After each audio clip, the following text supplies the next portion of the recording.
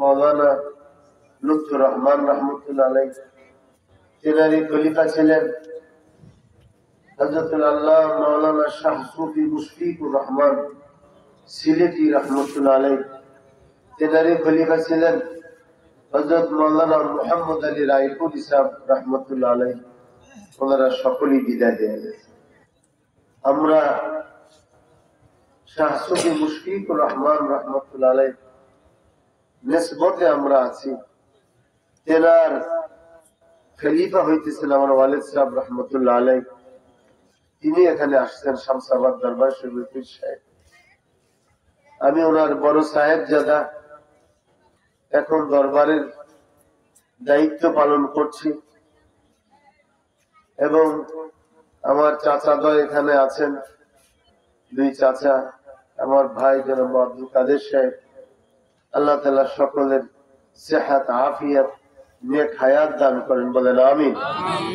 বিশেষ করে আমার ভাবি সাহেবা খুবই অসুস্থ, আল্লাহ ওনাকে দয়া করে তেনার হায়াতের মধ্যে বরকত দেন, তেনাকে সুস্থ করেন, সকল বলি আমিন। শাহ সুফি মুশফিকুর রহমান রহমতুল্লাহ আলাইহি,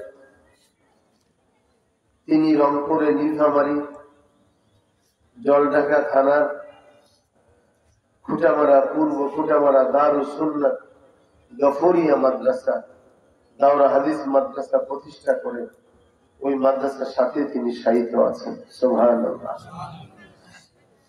যখন তিনি হজের সফরে যাইতেন 8 বার তিনি জাহাজে করে হজে গেছেন। বহুত বড় বুজুর্গ আল্লাহর ওলি ছিলেন।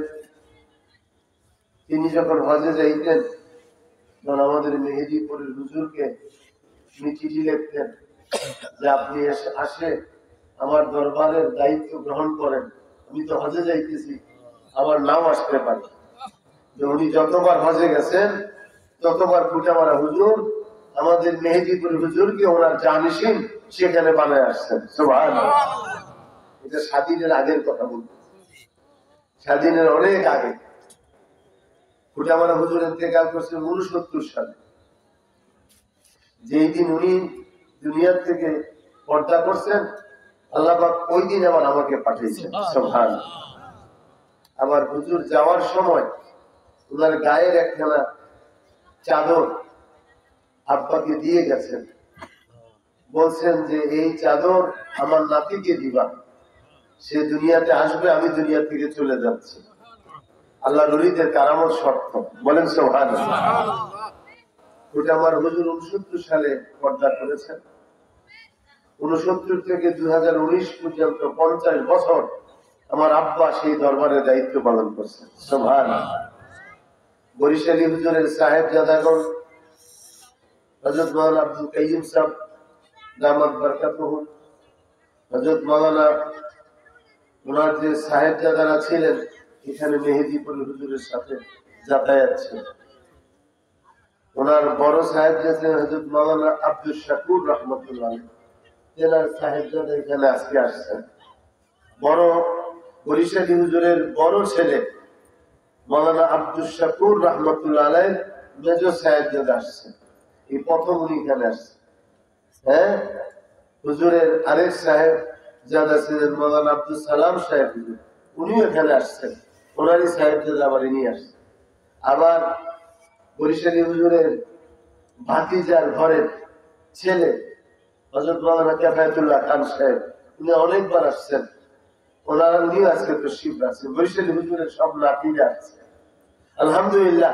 বরিশালী হুজুর এখানে আসছেন, আলহামদুলিল্লাহ। নারায়ে তাকবীর। বরিশালী হুজুরের রক্ত এখানে আসছে, এখানে রূহ এসে গেছে। কারণ ওলিদের তাসাররুফাত সত্য, ওলিদের তাসাররুফাত সত্য।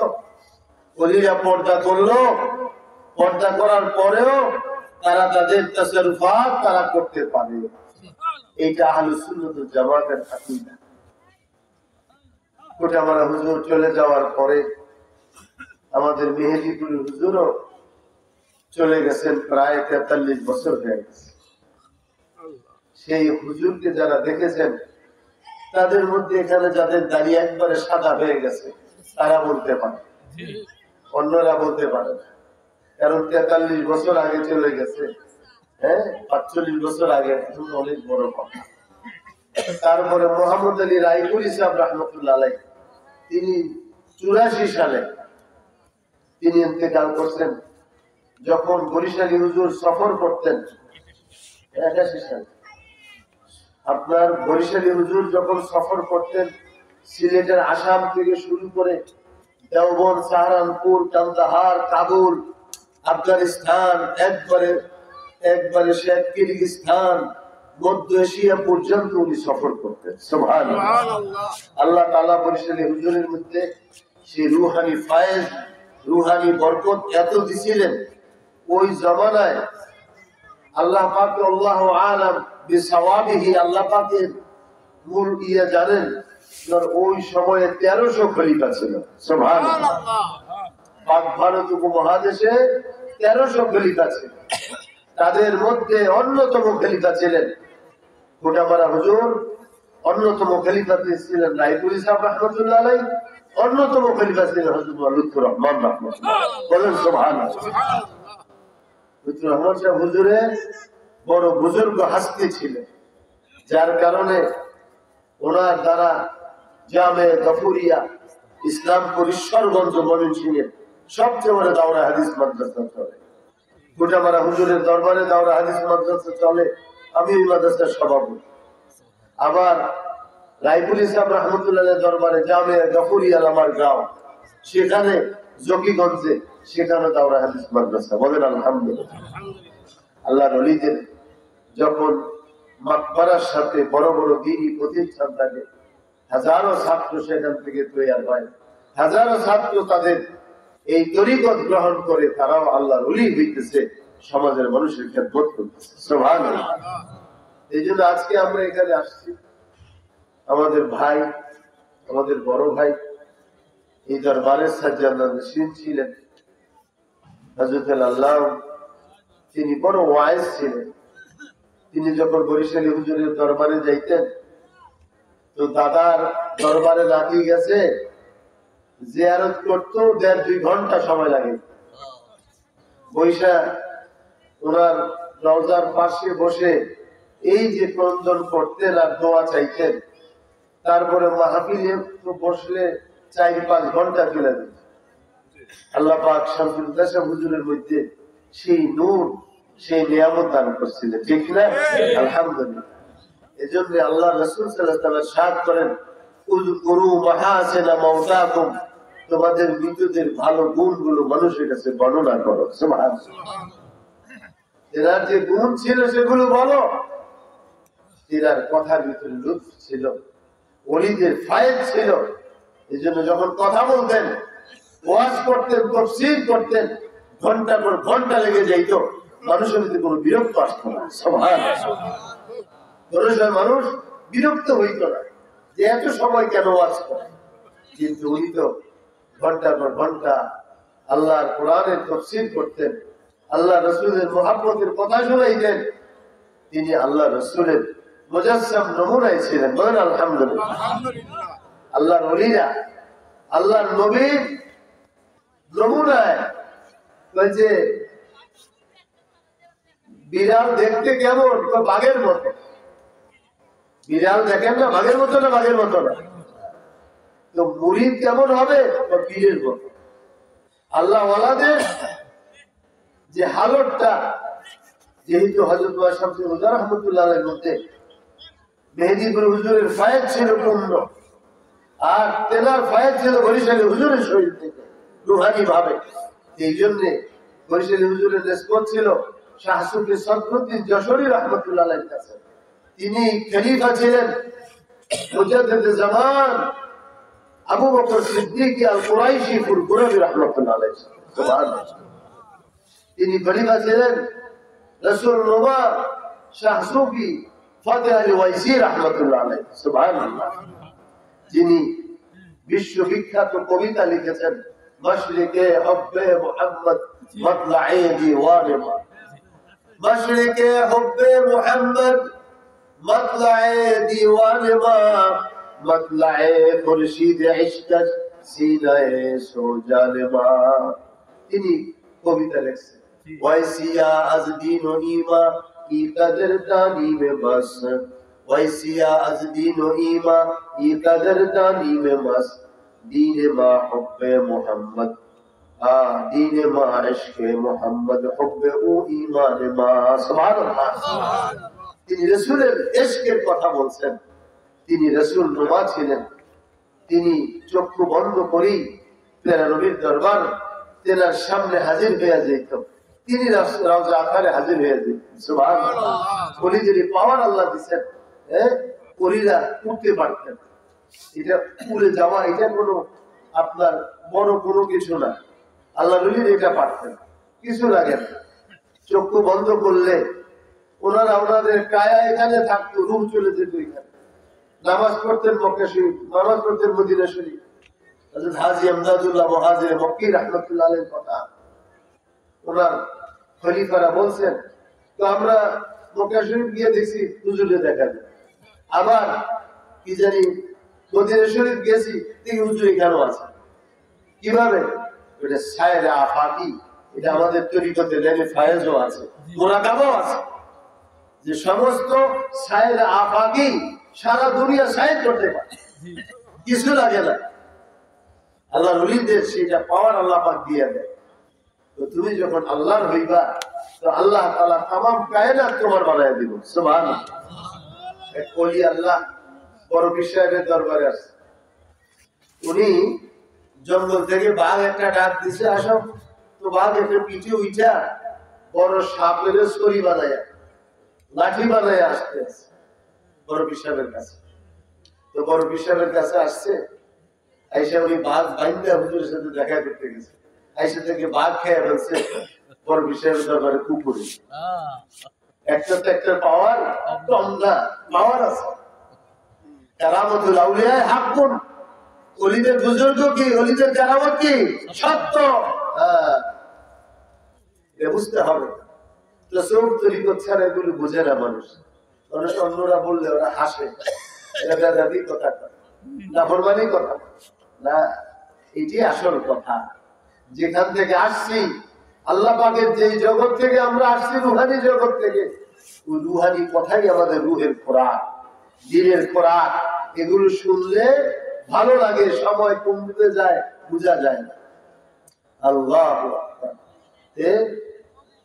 বলতেছিলাম যে ওলি আল্লাহরা চলে গেলে তাদের তাসাররুফাত বেড়ে যায় হযরত ফতেহ আলী ওয়াইসি রাহমাতুল্লাহ আলাইহি হাজী আমদাদুল্লাহ মুহাজির মক্কি রাহমাতুল্লাহ আলাইহি বড় বড় বুজুর্গদের কথা আমরা শুনছি হযরত কারি ইব্রাহিম মুজানবী রাহমাতুল্লাহ আলাইহির কথা শুনছি আমরা ওনার আপনার খলিফার মুখে আমি নিজে শুনেছি তিনি বলছেন যে আমার ওস্তাদ আব্দুর রহমান সাহেব ওনার দরবারে থাকতেন উনি আমাকে বলেছেন যে হুজুর যখন নামাজ পড়তেন তো নামাজের মধ্যে আপনা আপনি উপরে বসে যেতেন সুবহানাল্লাহ কারি উজানির হুজুরে বসতেন নামাজের মধ্যে নফল নামাজ পড়তেছেন মসজিদে তা আমরা দেখতেছি হুজুর কোনো কিছু ধরা টরা কিছু নাই আপনি আপনি উপরে উঠে যেতেছেন আবার নিচে নামতেন আবার উপরে উঠে যেতেন উনি যখন আমাদের এলাকার ভিতরে খাল নদী বেশি পুকুর বেশি উনি যে জিকির করতেন আল্লাহ আল্লাহ আল্লাহ আল্লাহ আল্লাহ আল্লাহ আল্লাহ আল্লাহ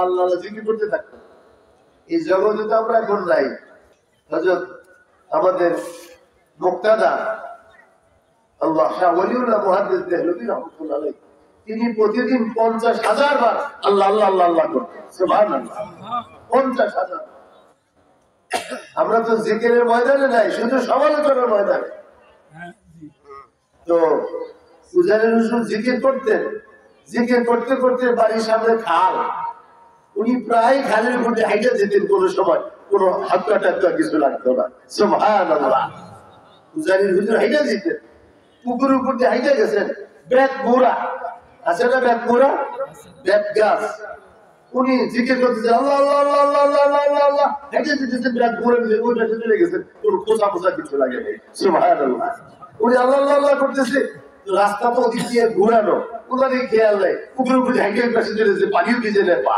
সুবহানাল্লাহ এগুলি ওলিদের কারামত শুধু ওলির নয় আল্লাহর নবী মুহাম্মদুর রাসূলুল্লাহ সাল্লাল্লাহু আলাইহি ওয়াসাল্লাম সাহাবা যারা ছিলেন তাদেরও ওইগুলো কারামত।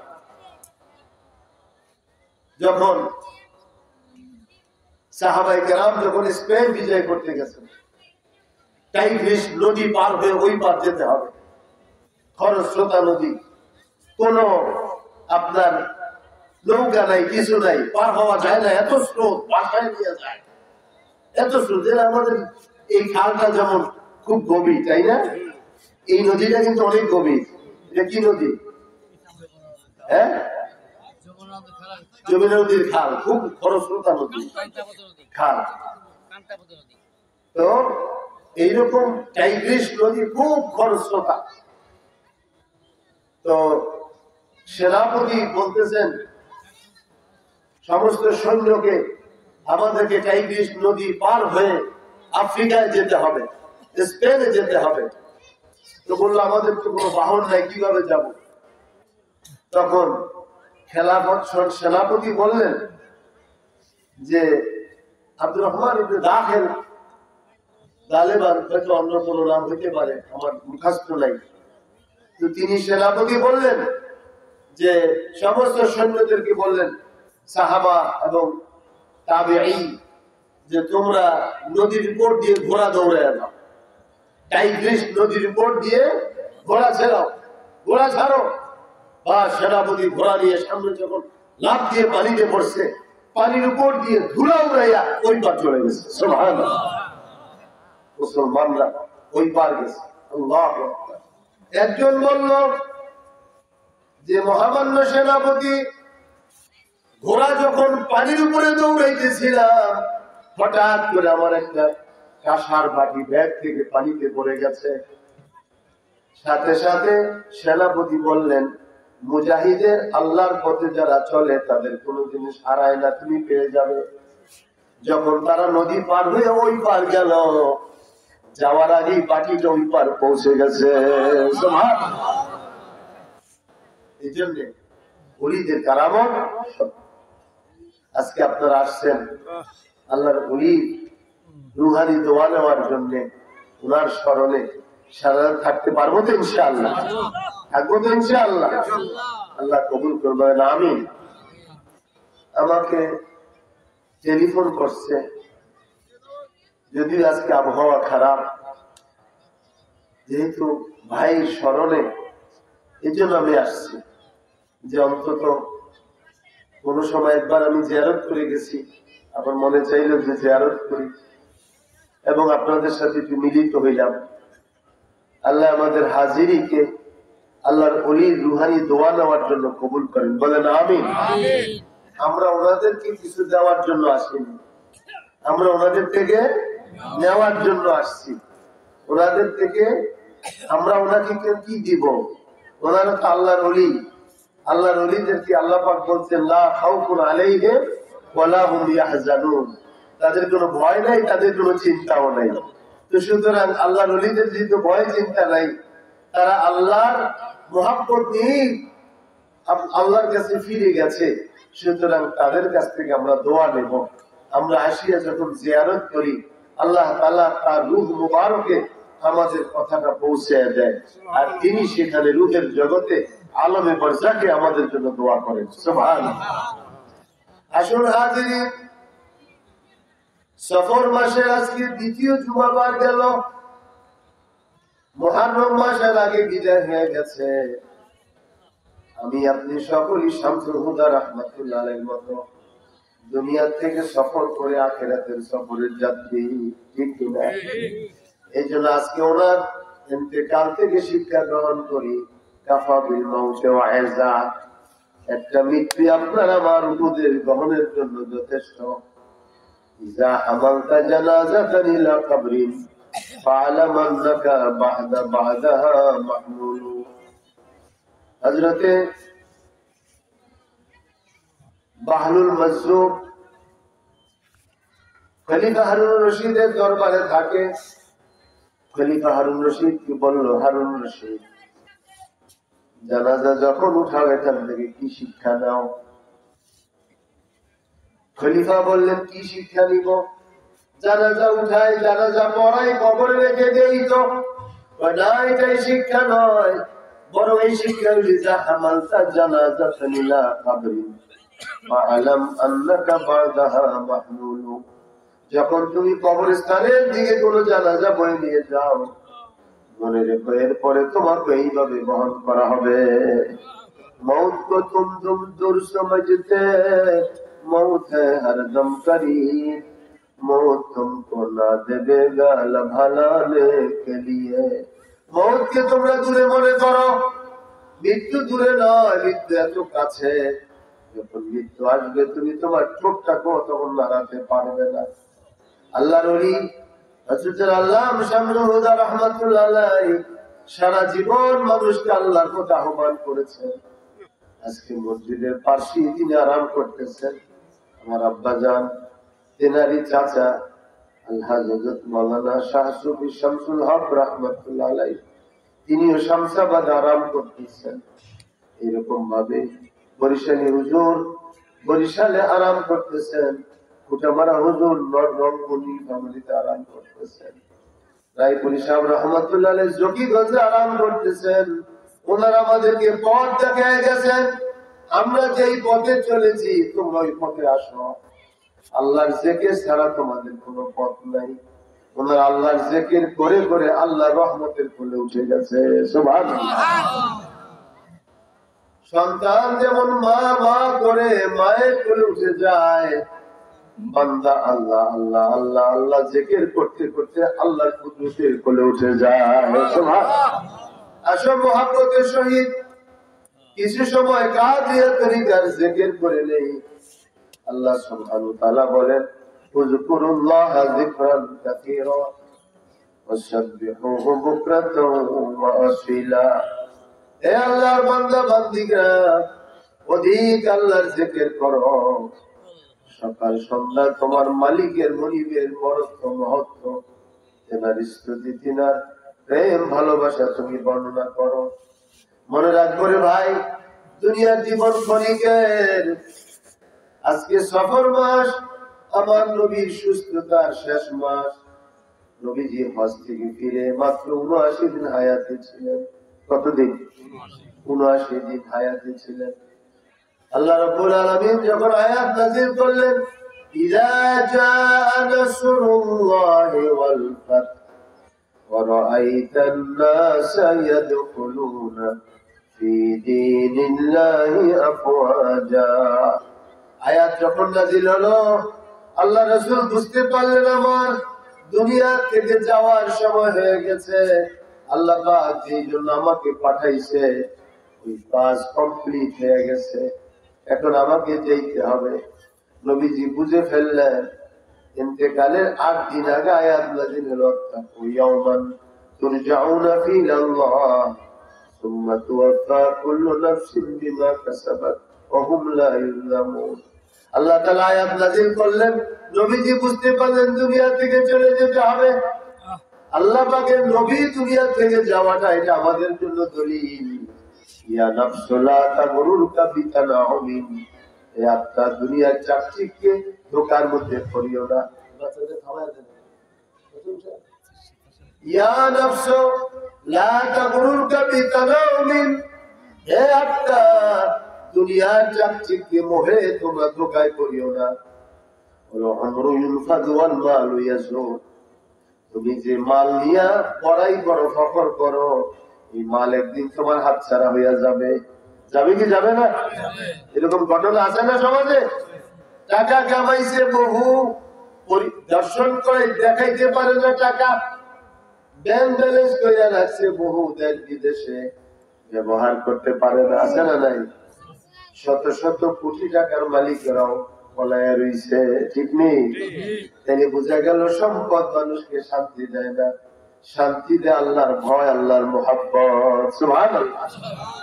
এই জন্য বলছি, আল্লাহর হাবিব সাল্লাল্লাহু আলাইহি ওয়াসাল্লাম বিদায় হয়ে যাওয়া, আলা ইন্নামা কানাত ওয়াফাতু মুহাম্মাদিন দালিলান আলা আন্না লাইসা লিল্লাহি গালিবু।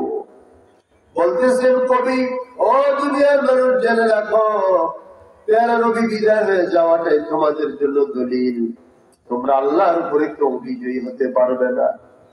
এজন্য ভাইরা বাবাজিরা গো, সফর মাস আজকে যারা এখানে আসছি, আজকে থেকে 6 বছর আগে 7 বছর আগে শামসুদ্দার সাহেব হুজুর ছিলেন, আজকে 7 বছর পর এখানে আসছি আমরা।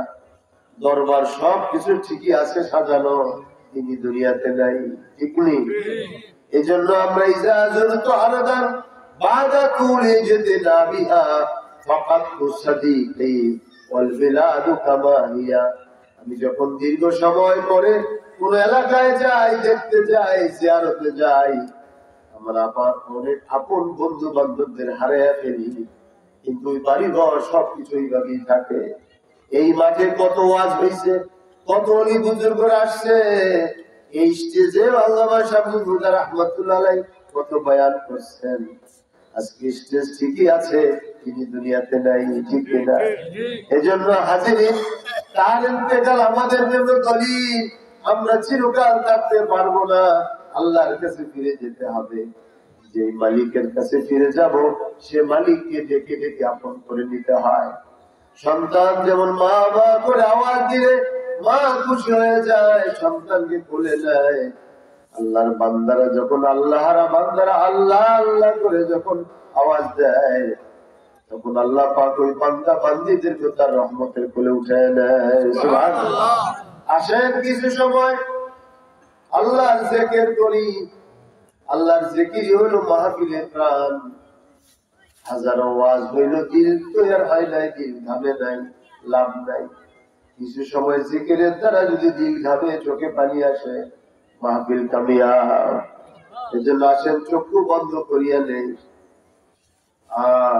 বরিশালী হুজুরের নিসবতে আমাদের যত পীর মুর্শিদ, আল্লামা লুৎফুর রহমান রাহমাতুল্লাহ আলাইহি, আল্লামা শামসুল হুদা রাহমাতুল্লাহ আলাইহি, আল্লামা শামসুল হক রাহমাতুল্লাহ আলাইহি, শাহ সুফি মুশফিকুর রহমান রাহমাতুল্লাহ আলাইহি, শাহ সুফি মুহাম্মদ আলী রায়পুরি রাহমাতুল্লাহ আলাইহি, সকলে এই নিসবতে আল্লাহর জিকির করতেন। আমরা ওই নিসবতে একটু সময় জিকির করিয়া নেই, যদিও নিয়ম অনুযায়ী সওয়াব রেসানি হইছে, কিন্তু আল্লাহর মুহাব্বত, আল্লাহর মারিফাত আর শাজিমের সাথে নিসবত হওয়ার জন্য জিকির লাগে। এজন্য আল্লাহ ওয়ালাদের দরবার তুমি কিভাবে চিনবা? তো যেখানে গেলে আল্লাহর জিকির বেশি হয়, সেটি আল্লাহ ওয়ালাদের দরবার। এখন বহু মসজিদ দেখা যায়, বহু মাহফিল দেখা যায়, একবার আল্লাহর জিকির করে না, আছে না নাই?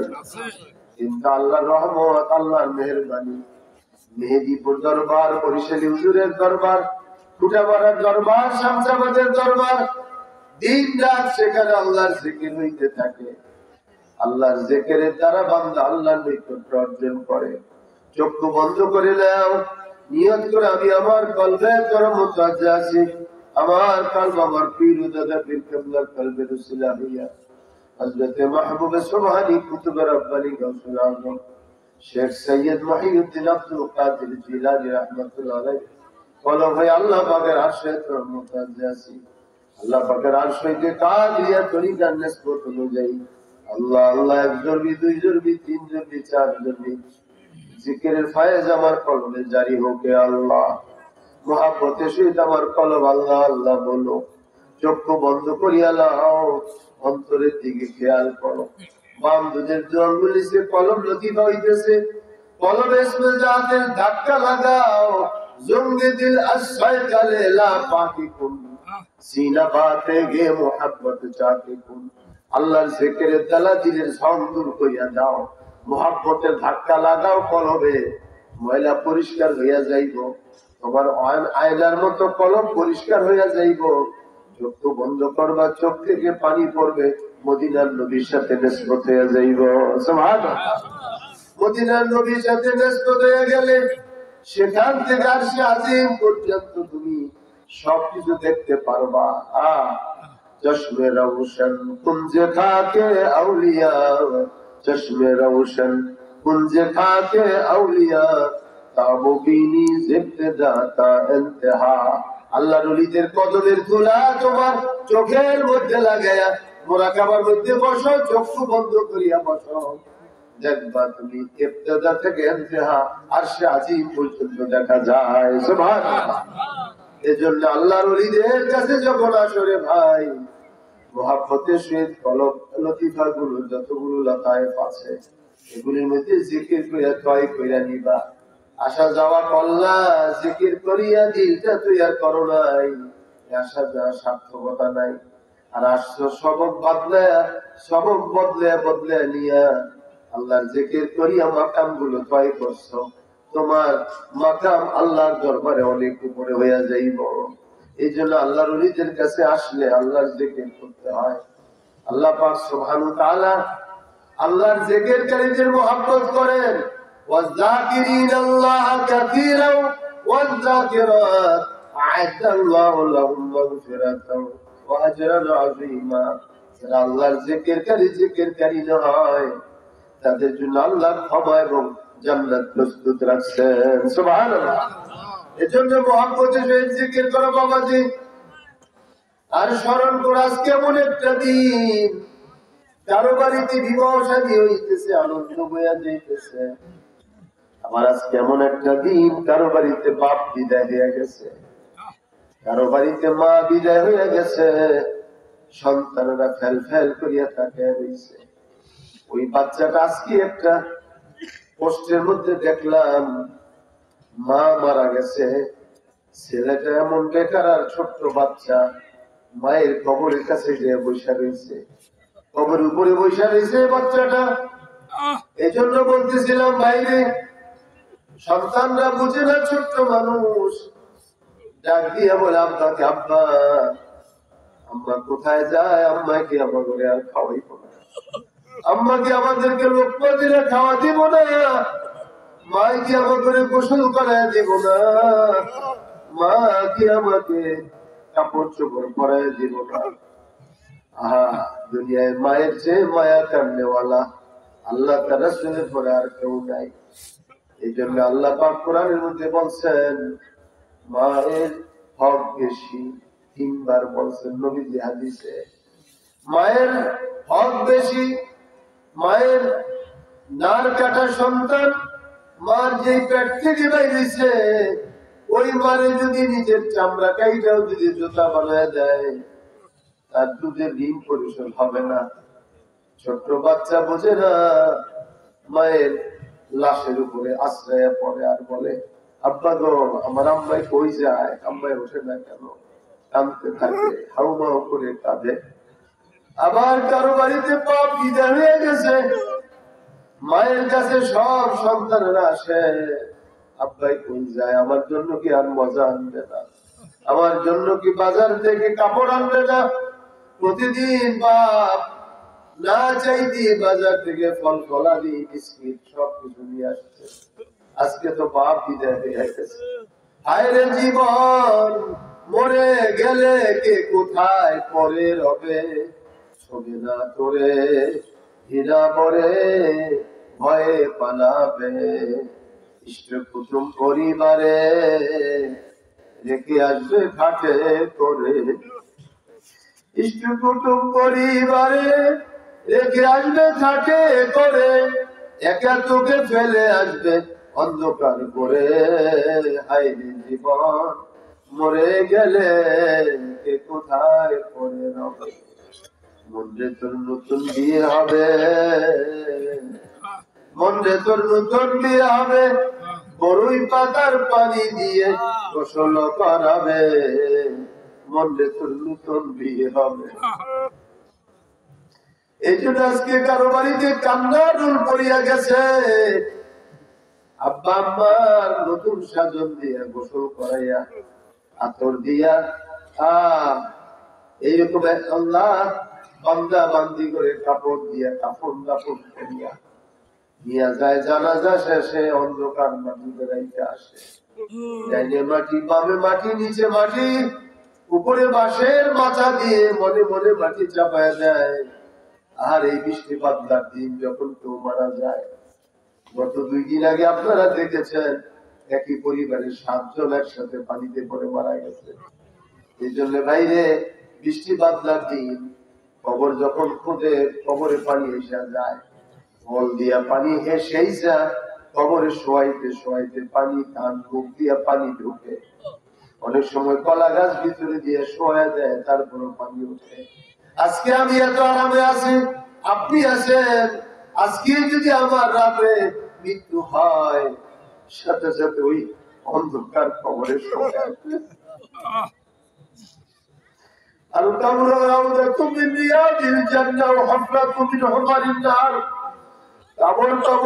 জন্য জান্নাতের বাগান হবে, কারোর জন্য জাহান্নামের গোড় হবে। এই জন্য বাইরে কবরের চিন্তা তো কখনো করি নাই, কবরের মোরাকাবা তো করি নাই। এই যে খানকার মধ্যে শুয়ে রয়েছে, আল্লাহর ওলি তো কাশফুল কুবুরের মোরাকাবা করতেন।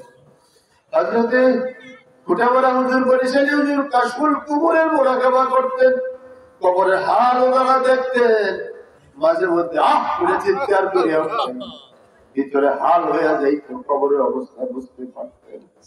আল্লাহ আল্লাহ নবী বলেন, ইন্না ফিল কবরে 99 তিননিনা, কবরে একটা দুইটা নয় 99টা সাপ কামড়াইতে থাকবে।